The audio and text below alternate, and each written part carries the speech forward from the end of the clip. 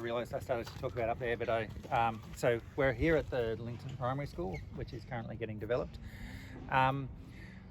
In most of Victoria, the primary weather we're considering for the sort of worst case or the bad days of fire weather are usually those with winds coming from somewhere in the west-northwest quadrant, followed by running hard that direction, followed by a southwesterly change. So we have fires running down this way with a strong change coming through later. As the fire spreads down this way, this all becomes the flank of the fire. When the wind changes, it pushes through, and that's where we see the most loss when we get this massive increase in fire area. So often when we're looking at towns, we do tend to focus most on the northwest side, but that doesn't mean there's not risk from other parts of the town as well. But it is a pattern that we tend to think about when we're looking at things.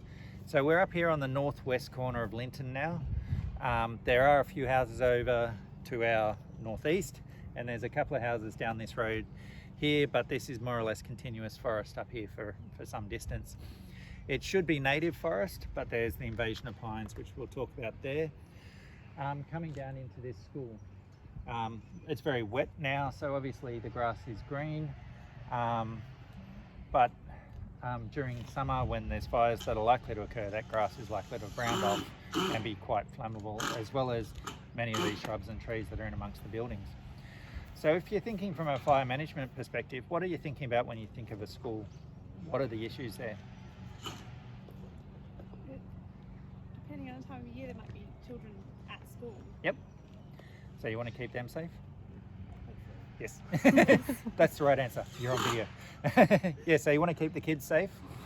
And what's the best way to do that, do you think? This is a relatively small school. Yeah, evacuating them all early. Where would you take them? Yeah, that's the. And how would you take them? Yes. Going back to their families, or maybe they've got a shelter-in-place building. Yep. So that's probably the best thing, is keeping the kids on the site if there is a safe building to do so. I mean, if we look at this road here, and we pulled off one vehicle off to the side here. I don't know how many kids are in this school, but let's say it's about 100.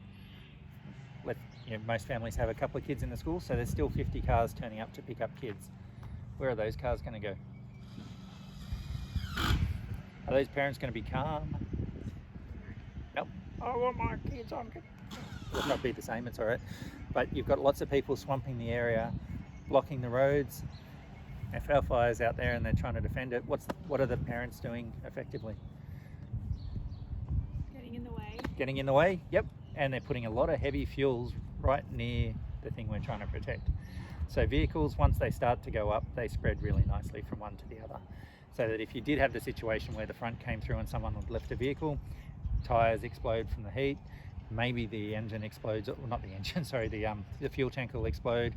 It's noisy, it's scary, it's horrible and everything.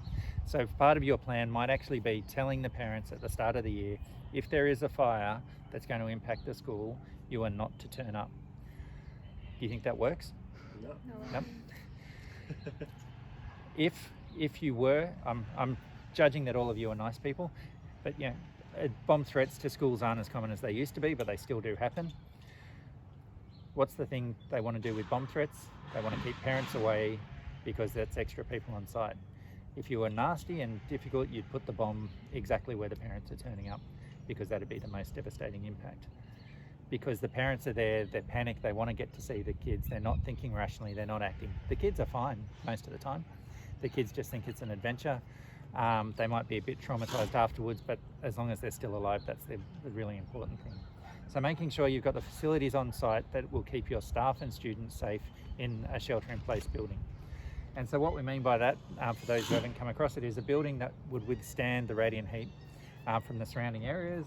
So you'd want somewhere that wasn't likely to get embers and smoke in there, because that would get pretty awful and the kids would all start coughing and get upset. But you want somewhere that's well protected and not likely to burn should a fire come through under some of the worst conditions. It'll be a bit cramped. The teachers will be singing songs, the kids will be pretending not to want to do that, but it's a good distraction to keep them going. But it's only for the worst of the fire to come through. Once the worst of the fires come through, then parents can come and start to get their kids. But you don't want parents going backwards and forwards, more people, more traffic on the road, people trying to think about what to do. These schools that are in these zones will shut under under the extreme and catastrophic weathers. These schools will close down so they don't have the people on site, so that the kids are out at their houses, or they're with their parents, hopefully putting in place their fire management plans, which means they won't be exposed to the fire. There are probably not so much in this area because there's a relatively short run of forest over there, so you're not likely to get the big multi-day fires like we see in East Gippsland and that sort of thing. So the fires are likely to be over within a 12-hour period.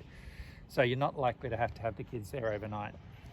But some fires you will. The Blue Mountains fires in 2013, the fire came through at about 2 o'clock, which was the most fortunate thing, because had it been an hour or so later, there would have been kids walking down the main ridge that it ran through.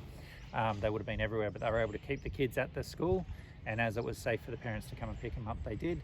Some of them whose parents were right down the end of this one ridgeline road, who lost houses or were still defending, were able to leave their kids there, knowing their kids were safe when they came the next day. That was quite a shock for the schools, and they've all improved their methods since.